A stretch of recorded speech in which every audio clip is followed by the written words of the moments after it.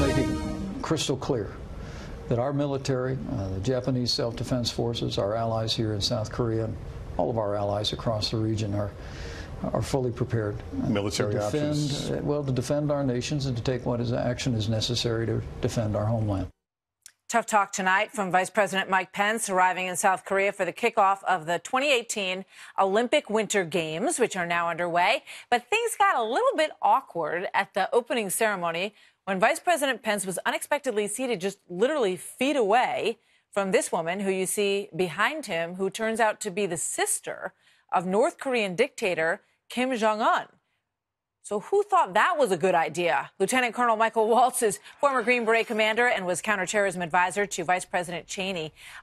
Good to see you tonight, Colonel. You know, as a former advisor to a vice president, how does this happen? I mean, how do the people not get together and communicate? None of this generally happens by accident and say, oh, no, that's not actually going to happen. They're not going to be seated near each other at this ceremony. Well, you know, in terms of the mechanics, Martha, yeah, there's a lot of coordination, but believe it or not, there's also a lot of chaos with world leaders coming from all over the world to an event like this. You know, but this is right out of the North Korean playbook to do something like this. And, you know, so far, instead of the Olympic Games, I'm calling it the North Korea propaganda games. Let me jump in. So you're Sure. saying that you think that it's possible that there was no discussion between South Korea and the White House about who was going to be seated where, and no one gave a heads up to the vice president's team that actually Kim Jong Un's sister was going to be basically, you know, breathing down your neck from behind? I would, you know, I think obviously I'm not privy to the discussions, but having done this in the past, yes, it is heavily discussed. It is heavily mapped out. I think, let's see how this unfolded. But at the end of the day, this is a propaganda win for the North Koreans. And the concern here is that Kim Jong Un, who is a liberal, President Moon of South Korea, who is a liberal in his in South Korea, needs an Olympic Games that goes off without a hitch.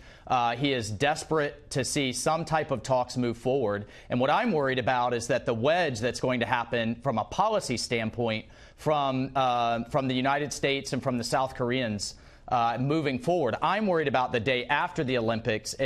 If President Moon of South Korea tries to move towards continuing talks and then moving towards aid shipments and what they call a sunshine policy, we're going to have a real problem on our hands, because we need to see sanctions dial right back up and the pressure on China and North Korea dial right back up, because this is what the North Koreans have done. As soon as it gets too hot, then they extend a hand for talks and they buy time. And as the director of the CIA has said repeatedly, we are only about a year from an operational ICBM that can strike anywhere in the United States. And I'm not willing to bet an American city that Kim Jong Un will abide by deterrence theory. Yeah. I mean, when you think about the American military on that border and the time and money and history and commitment to protecting South Korea from North Korea, I mean, it seems to me that it raises a lot of questions when you have these handshakes. And we all understand the principle of the Olympics is supposed to be that, you know, everybody puts down their arms for these moments and competes and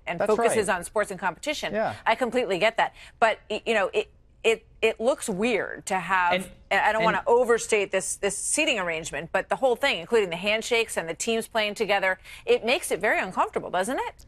Yeah, and past South Korean presidents have done this in previous Olympics, and they have tended to be from the same party that President Moon is from. We can't underestimate, you know, how badly some portions of South Korean society, or how all South Koreans want unification and want to have a peaceful resolution. However, you know, we need to stand firm, and this president is going to stand firm, that the way to get to a peaceful resolution is by maintaining pressure, and his policy of maximum pressure is the correct policy going forward. Yeah. And the South Koreans have to stay on board with that. And it's significant that Vice President Pence was seated with the South Korean President Moon and also Prime Minister Abe from Japan.